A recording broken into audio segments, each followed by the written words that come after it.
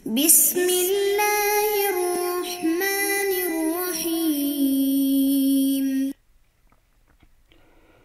اعوذ باللہ من الشیطان الرجیم بسم اللہ الرحمن الرحیم وبہ نستعین السلام علیکم ایھا الطلاب الکرام۔ ہماری گفتگو جو ہے وہ اس بارے میں تھی کہ یہ جو حدیث رفع کے نام سے مشہور ایک حدیث نبوی ہے، تو وہاں پہ ایک کلمہ تھا رفع عن امتی۔ تو رفع عن امتی تسعۃ اشیاء جو ہے وہ ظاہری اعتبار سے چونکہ موجود ہیں تو ایک چیز کو مقدر فرض کرنا چاہیے، اور وہ مقدر جو تھا وہ تین چیزیں تھی۔ پہلا جو تھا وہ مؤاخذے کے بارے میں تھا، جس کو صاحب کتاب نے کہا درست نہیں ہے۔ دوسرا کلمہ جو مقدر اور محذوف تھا مضاف، وہ جمیع الآثار یا کلمہ آثار تھا، تو اس کی طرف اشارہ کرتے ہوئے فرماتے ہیں وَأَمَّا الثَّانِي فَلِلُزُومِ کثرت تخصیص للروایہ۔ کہتے ہیں ثانی جو ہے یعنی ہم یہ معنی کریں کہ تمام آثار، ان 9 چیزوں کے جو 9 اشیاء ہیں، ان کے آثار جو ہے وہ رفع کیے گئے ہیں، اٹھائے گئے ہیں، تو یہ بھی درست نہیں ہے۔ کیوں؟ اس لیے کہ روایت میں پھر تخصیص کثرت و تخصیص سے مراد یہ ہوتی ہے کہ ایک چیز کے لیے ایک حکم دیا جائے، پھر اس میں سے بہت سارے افراد استثناء کر دیے جائیں۔ جس طرح پہلے بھی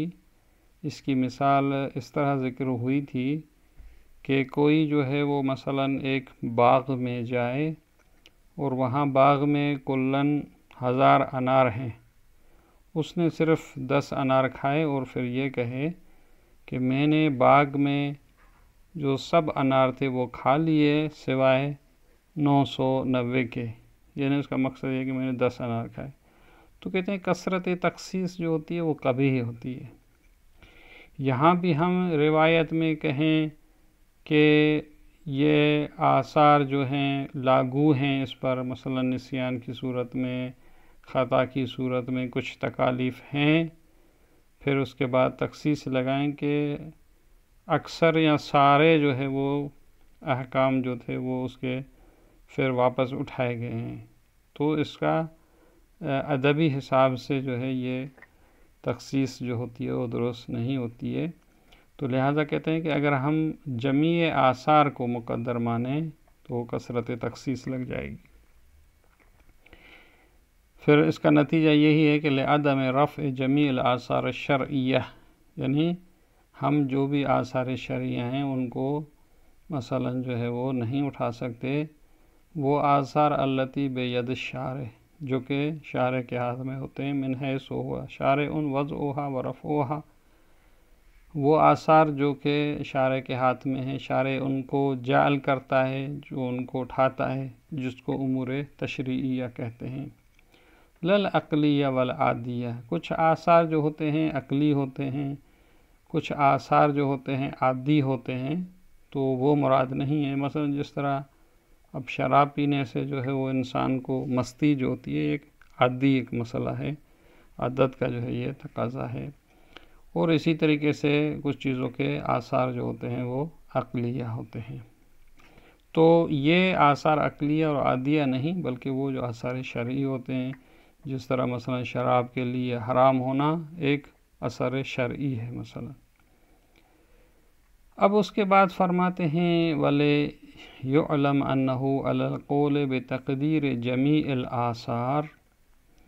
اور اگر ہم فرض کریں یہ جمیع آثار جو کہہ رہے ہیں اگر اس کو بھی مانیں تو اس سے مراد یہ بھی نہیں ہے کہ جتنے بھی اس کے آثار ہیں وہ سب کے سب، یعنی فَلَيْسَ الْمُرَادُ بِهَا رَفْعُ الْآثَارِ الْمُتَرَتِّبَةِ عَلَى هَذِهِ الْعَنَاوِينِ، یعنی پھر بھی مراد وہ آثار نہیں ہیں جو خود ان عناوین نہگانہ پر آتے ہیں، مثلا کچھ احکام شرعیہ ایسے ہیں کہ جو خود خطا کی صورت میں لاگو ہوتے ہیں یا نسیان کی صورت میں لاگو ہوتے ہیں وغیرہ، یا جو دوسرے اس کے ارکان تھے۔ مثلا اس کی مثال دیتے ہیں قتل خطائی، یعنی اگر کوئی خطا کی صورت میں کسی کو جو ہے وہ قتل کر ڈالے تو اس کا جو کفارہ دیا ہے، دیت جو دی جاتی ہے وہ قتل خطائی میں دی جاتی ہے، اور قصاص جو ہے وہ قتل عمدی میں۔ تو لہٰذا یہ نہیں ہے کہ اب جو کہا گیا تھا کہ مثلا خطا کے جو آثار ہیں وہ اٹھائے گئے ہیں، تو اس کا مقصد یہ نہیں ہے کہ کفارہ بھی اٹھا دیا گیا ہے، کیونکہ کفارہ تو خود خطا کے بعد آتا ہے۔ لہٰذا یہ ایسے احکام شرعیہ جو خود خطا کی صورت میں ہیں یا جو نسیان کی صورت میں ہیں وہ پھر اٹھائے نہیں گئے ہیں، بلکہ ایسے عناوین یا ایسے آثار شرعیہ جو کہ خود ذات شے کے لیے ہیں، مثلا جس طرح جو ہے حرمت جو ہے وہ شراب کے لیے ہے، تو لہذا نتیجہ نکالتے ہیں فلا ترتفع کفارۃ قتل الخطأ۔ اس کی دلیل بھی یہی ہے کہ لأن موضوعها نفس الخطأ، کیونکہ یہ کفارہ جو ہے اس کا جو ہے وہ خود خطا اس کا موضوع ہے، تو لہٰذا یہ خود کفارہ جو ہے وہ خطا کی صورت میں اٹھایا نہیں جائے گا۔ ولا الآثار المترتب على عدم هذه العناوین أي نقیضها، اسی طریقے سے وہ آثار جو اس عناوین کے نہ ہونے پر، یعنی خطا کا جو مد مقابل ہے، یعنی مثلا عمدی، مثل کفارۃ الافطار عمدن بغیر عذر شرعی، مثلا کوئی اگر عمدن جو ہے وہ روزہ کو باطل کر دیتا ہے اور کوئی عذر شرعی بھی نہ ہو، تو اس کا جو کفارہ ہے مثلا 60 روزے اس نے رکھنے ہیں، تو یہ جو ہے عمدی والے جو ہے وہ بھی نسیان کی صورت میں جو ہے وہ عمدی جو ہوتا ہے کفارہ وہ اٹھایا نہیں جائے گا۔ اس کی دلیل بھی وہی ہے کہ لأن موضوعها العمد، کیونکہ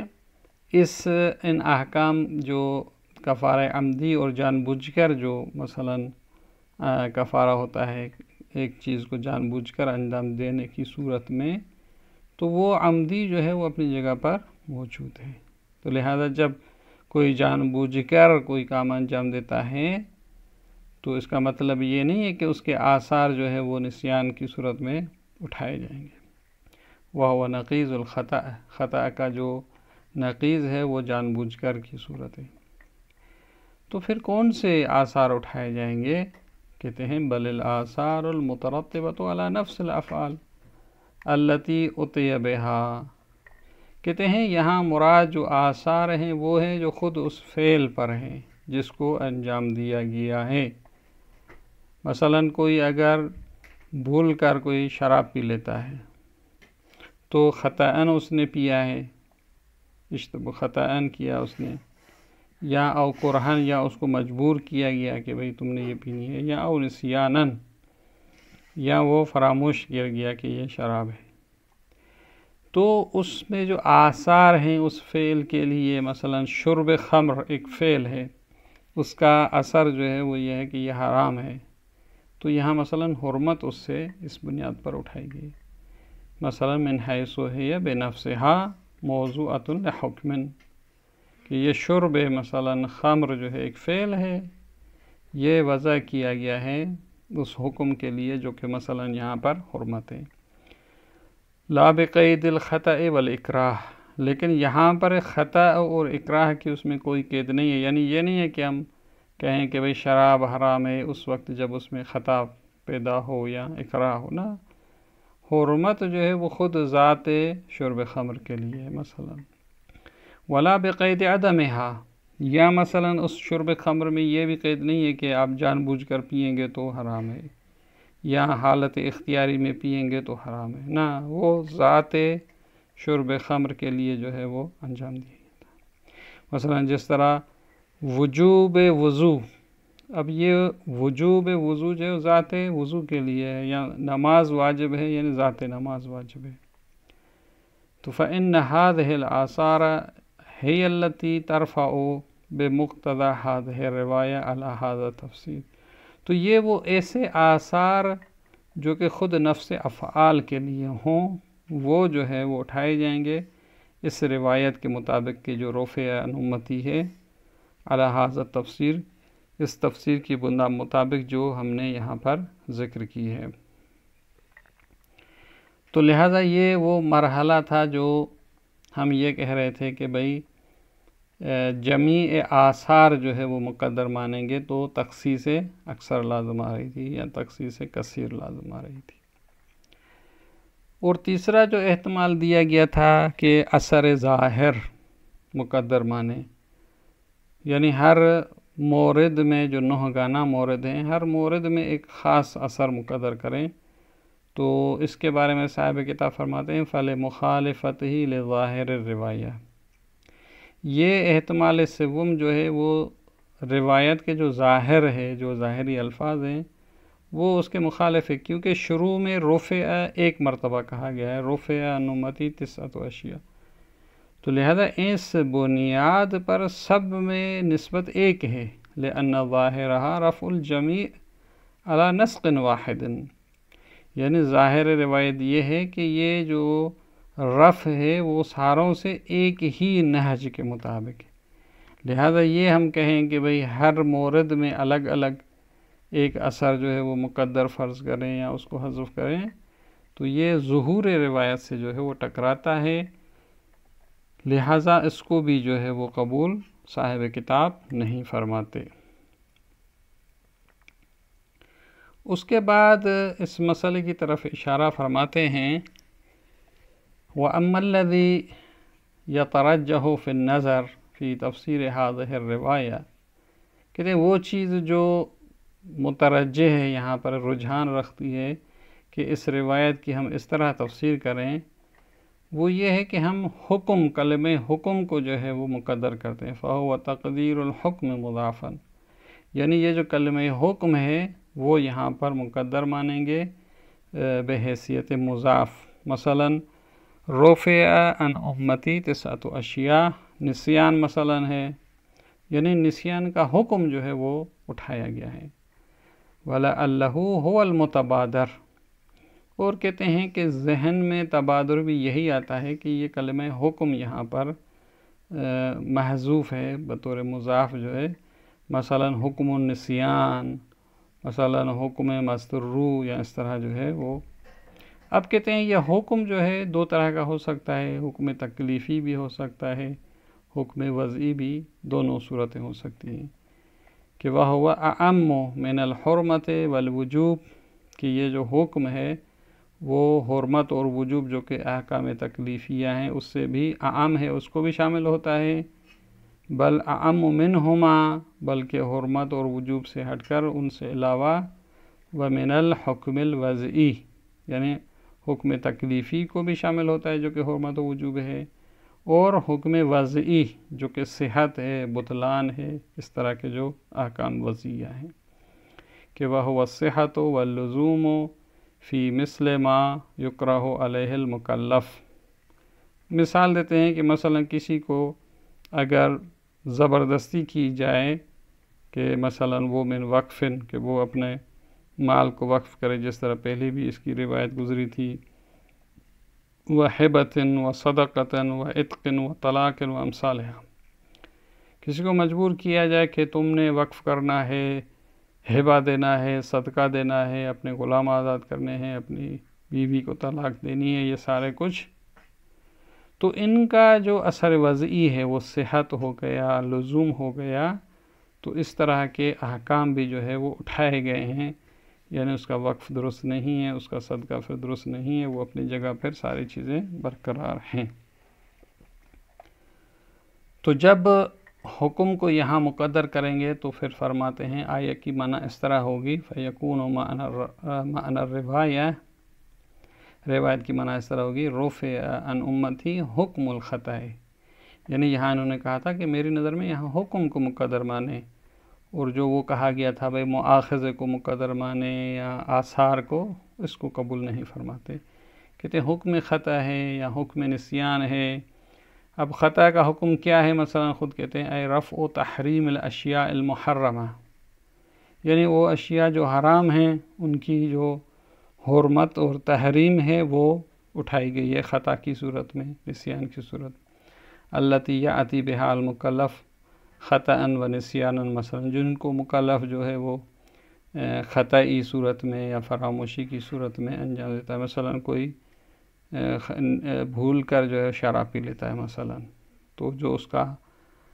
اثر تھا، جو حرمت تھا، اس کا جو حکم تھا حرمت، وہ جو ہے اٹھایا گیا ہے، مثلا وہ حرام نہ ہوا اس کے لیے، یا اس طرح کے جو دوسرے موارد میں احکامات ہیں اس کے۔ اور اس کے بعد فرماتے ہیں وَرَفْعُ حُکْمِ الصِّحَّةِ وَاللُّزُومِ فِي مِثْلِ مَا يُكْرَهُ عَلَيْهِ، اور اٹھایا گیا ہے صحت کا حکم یا لزوم کا حکم اس مثال میں کہ ما یکرہ علیہ، جس کو مجبور کیا جائے،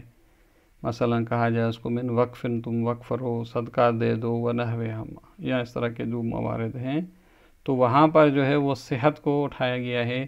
یعنی پھر یہ اس کا مجبوری والا وقف درست نہیں ہے،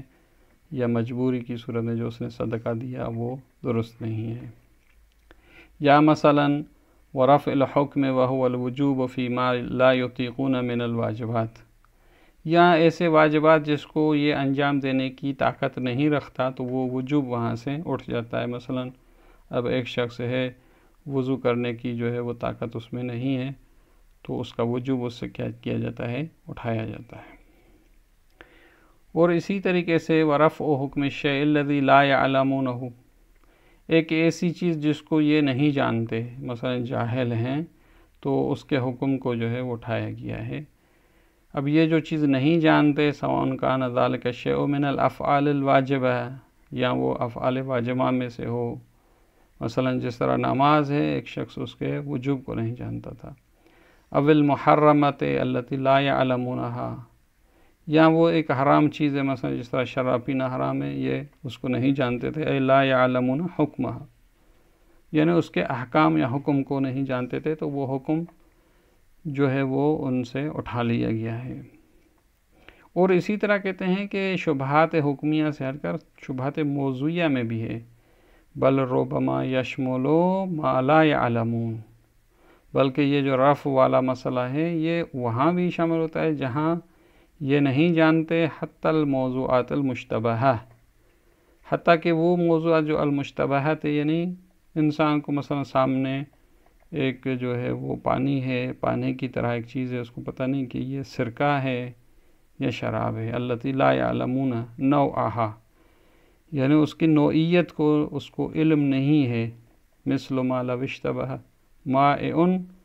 ایک پانی جو ہے سامنے ہے، پانی کی جو مائع جو چیز ہوتی ہے وہ مشتبہ ہے کہ یہ خمر ہے